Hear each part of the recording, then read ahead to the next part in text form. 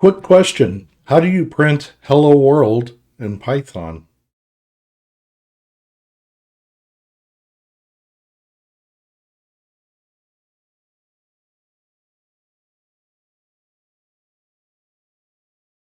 There it is.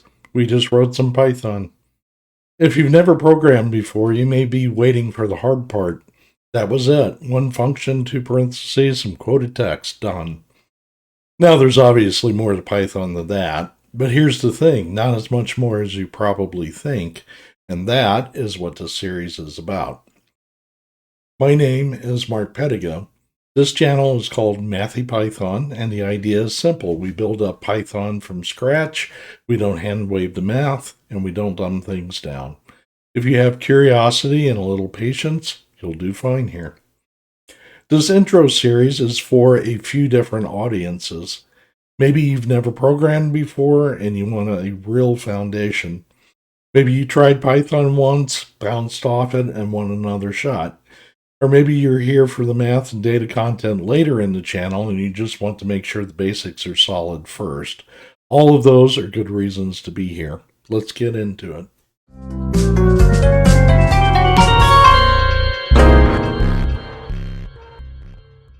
On the screen here, you'll see what's called a Jupyter Notebook, which is one way of interacting with Python. If you don't have Python installed yet, don't worry, we'll cover that in the next video. For now, just follow along. Watch what happens and get a feel for it. You can come back and try it yourself once you're set up. I'm going to type some arithmetic directly into Python, and I want you to notice something.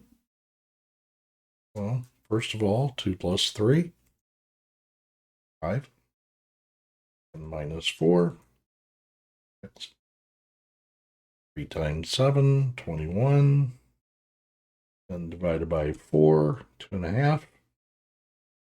So addition, subtraction, multiplication, division, your phone's calculator does all this. Python does it too, but we're going to get a lot more mileage out of Python than we would a calculator app.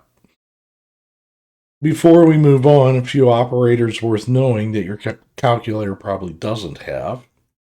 First one looks like division, but with 2 slashes. And this is called integer division, meaning the quotient with the remainder thrown away. So 11 divided by 4 is 2 with a remainder of 3. This operation gives you the 2. Let's try another operator called the modulo operator. So 11, what looks like a percent. In this context, it's the modulo operator. What do you think we're going to get?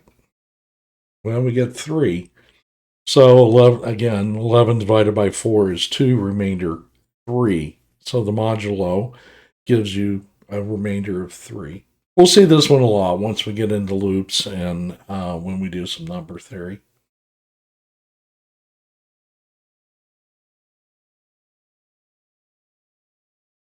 So 2 to the power of 10 is 1024. So 2, the double star means exponent to the power of, and then the power. It is not the same as 2 caret 10 if you come from a spreadsheet world. For instance, you might want to do this.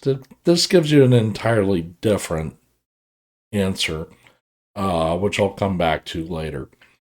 But you can see these are not the same. Python does not give you an error. It assumes that you don't mean exponentiation. So be very careful with this so that you don't get an answer different from what you expected. One thing Python inherits directly from mathematics is the order of operations. So let's look at 2 plus 3 times 4. So what are we going to get from this? Hopefully you remember the please excuse my dear Aunt Sally rule, which is parentheses. Then second of all, you do exponents. Third, the third tier is multiplication and division. Both of these are on the same precedence level, so you do whatever multiplication or divisions left to right. And then fourth is addition and subtraction. Again, both of these are on the same precedence level. Again, red left to right. So this is just mathematical convention that has been agreed upon through the ages. So what will this be? Well, we do multiplication before addition. So 3 times 4 is 12. Then add 2 to the 12, and we should get 14. And we do. If you're unsure, you can always put parentheses in. So you could say 2 plus 3 times 4. That doesn't change the answer, but maybe that's a little clearer. If you really did mean 2 plus 3 first, and then times 4, in this case, you really do need to press parentheses to break the order of operations. And now we got 2 plus 3 is 5 times 4 is 20. What about those viral posts that you've seen floating around, perhaps, that say something like 6 divided by 2 times 1 plus 2? And these posts usually say something obnoxious like 90% of people won't get this. Let's see if we can figure it out. So, first, we will add the 1 plus 2 and get 3.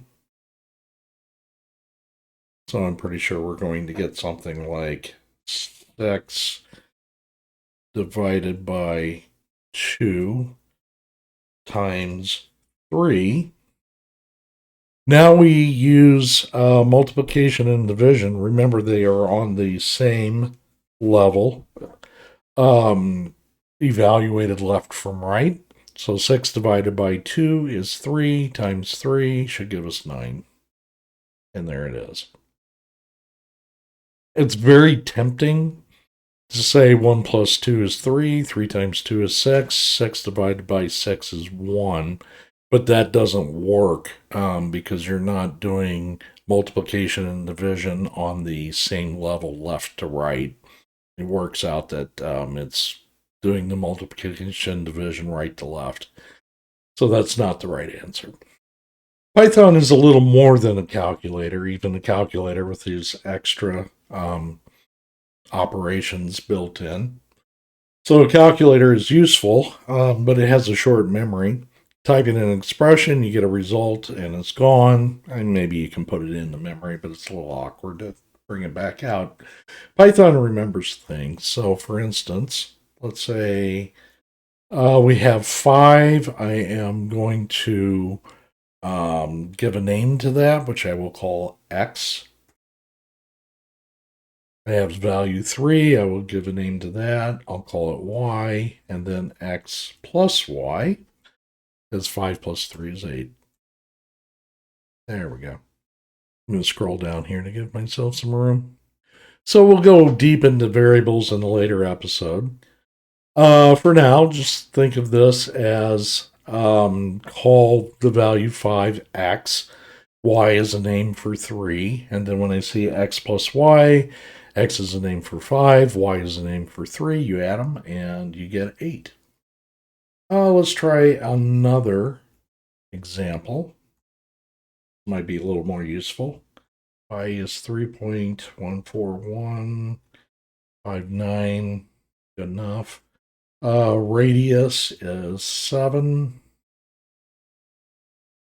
And area is pi times our radius to the second power. And then I want to return the area. This works in Jupyter notebooks where you have cells like this. I can just put the name of the variable I want to see at the bottom and it'll spit it out for me.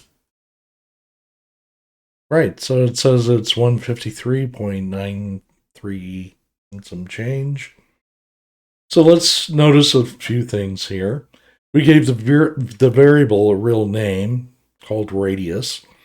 We could have used R or X or anything else.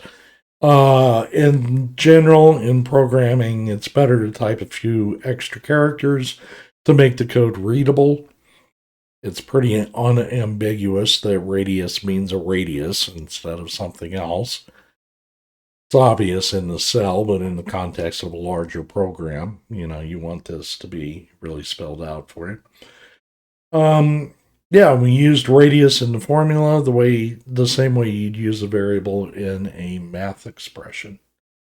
So a calculator doesn't let you name things, but Python does. So that's already a good upgrade. Okay, now I want to give you a teaser reel of what you will see in the rest of this playlist on learning Python. So I'll take a tour of the main building blocks we'll use throughout the series. So we'll look at lists, function loops, a few other things. I'm not going to cover them formally or in depth right now. That's what the rest of the series is for. But I would like to use these things and examples along the way, and you can at least recognize we've already seen lists. I know what that is. So before we do a deep dive into each topic, I'd like to introduce some things so that we can use them, and they won't be a surprise when they show up. So think of this as a quick introduction, and then by the time we get to each topic officially, it'll already feel a little bit familiar. So first of all, let's look at text. In Python and programming in general, a chunk of text is called a string. So we've already seen these actually when I printed hello world. Now I'll say hello Mark. Let's program Python. And this line of code does exactly what you think it would. It prints whatever is in quotes. What about this? Print. This time I'll use a single quote. Hello, Mark. Let us program Python.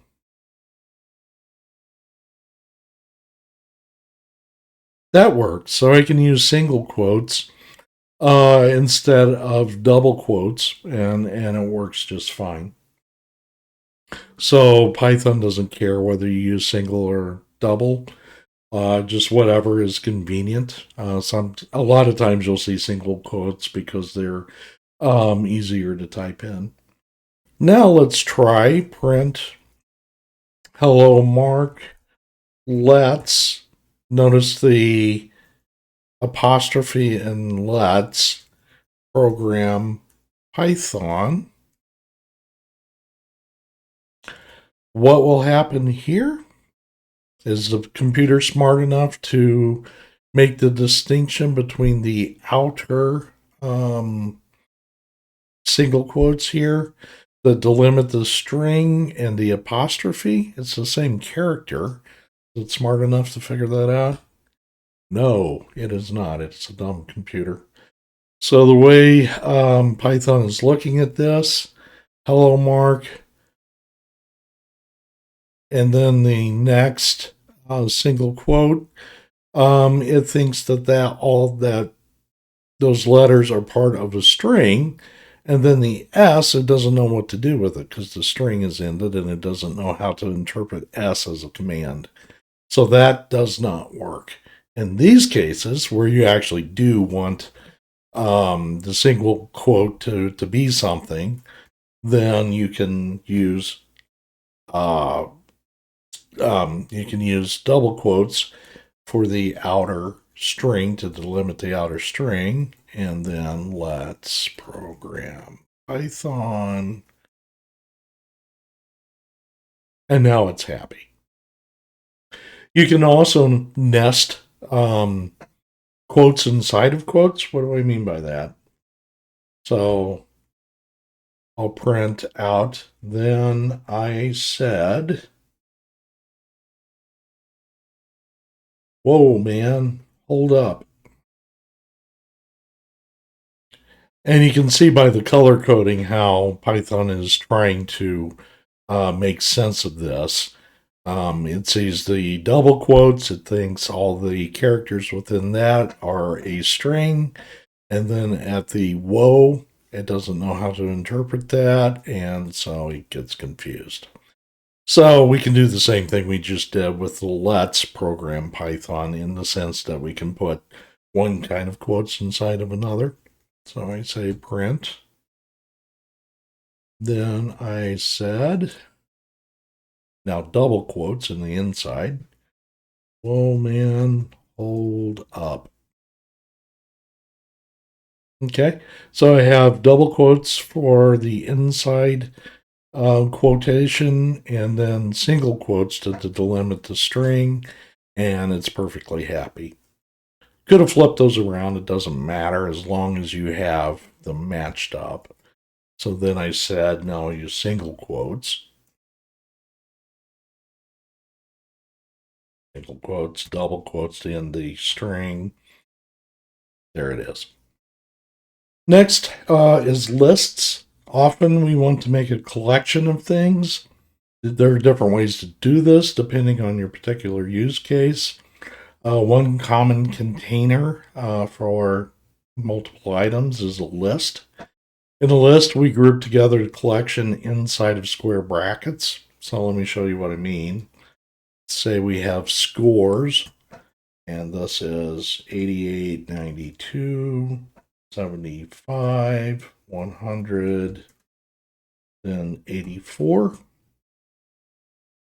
And I will take the sum of scores and divide that by the length of the scores. And I get an average of that list of scores. So the scores, a collection of things. In this case, they're all numbers. They don't have to be. It could be strings if that's appropriate for whatever you're trying to do. It could be a mixture. But we'll get into that later when we do lists officially. For now, think of it as a collection of things that then can be manipulated in some way. We also have conditionals, where Python makes a decision based on something. So let's say we have a grade of 84, and then if the grade is at least 90, we'll print out A. Else if, abbreviated as LF, else if the grade is at least 80, we'll print a B. Otherwise, we'll print C or below. Okay, so this reads almost like English in the code, which is intentional. Python is very friendly in that sense. So it says grade is 84. If the grade is at least 90, give it an A. Else if it's not greater than 90.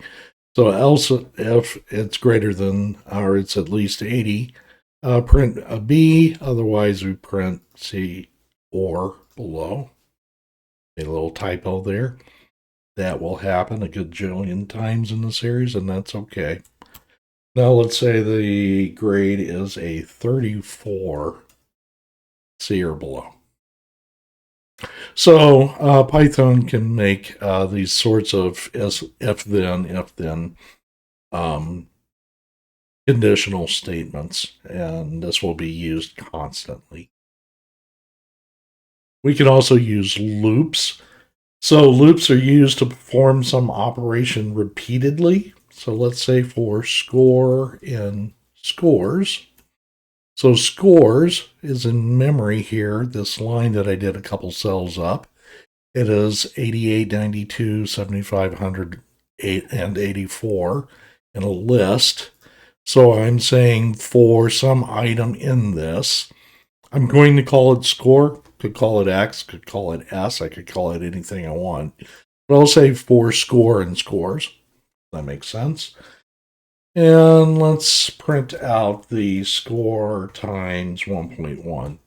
So maybe you have a generous teacher who is putting a 10% curve on everything. So your score is increased. It's 110% of what it was before. It's increased by 10%.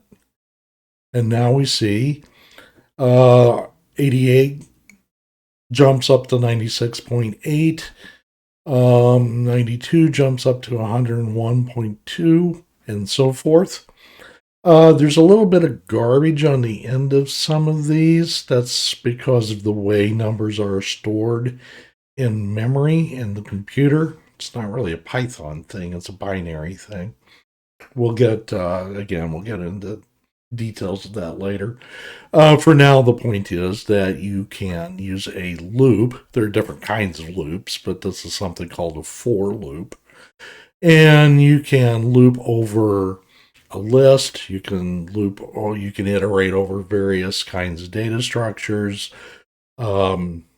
That's its main purpose. But anytime you want to repeat something, you'll probably end up using a loop of some sort. Functions are very useful. So here I'm going to find a function called circle area. I'll feed it a radius. We will return pi times our radius, and then we'll square it. And then I can use this function and plug whatever number I want to into it. So a circle with area with radius 7 will give me some answer. I could do a circle, find its area, circle with radius 8, what this does. Okay. So pi times 7 squared gives me 153 and some change. If the radius is 8, this 8 gets passed in, radius is equal to 8. That's pi times 8 squared, pi times 64. That works out to 201 and some change. So the point of functions is that if you're using something many times, you don't have to write out that formula every time. You can just make a function out of it and reuse it. Also makes your programs more readable. There's lots of advantages to using functions. It's a major idea in any programming language, and certainly in Python. Let's do something maybe a little more interesting. So we import this library called matplotlib, and it has a function within it called pyplot. I don't type that out every time, so I'm going to give it an alias of plt. I'm going to import a library called numpy, which is numerical Python. I don't want to type that out every time because I'll make a typo like I just did.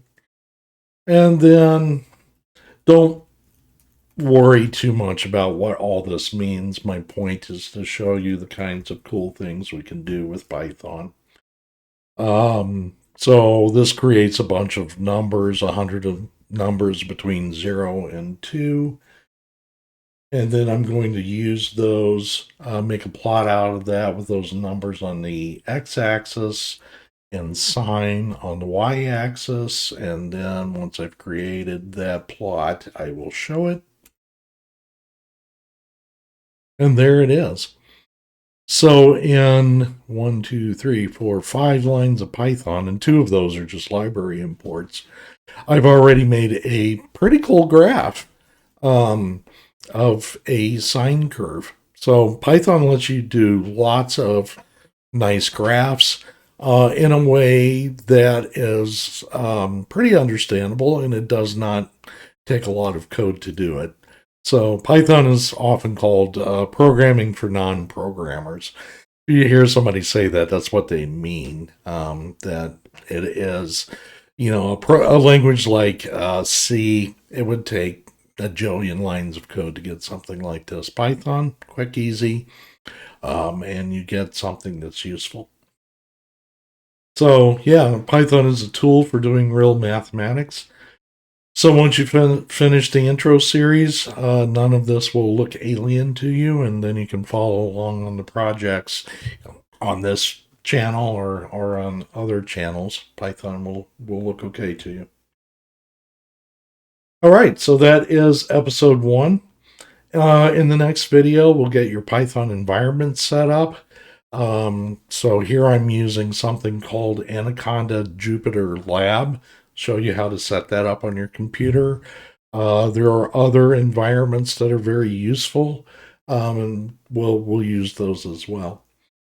If you want a head start, the notebook from this episode is on my GitHub page. The link is in the description below.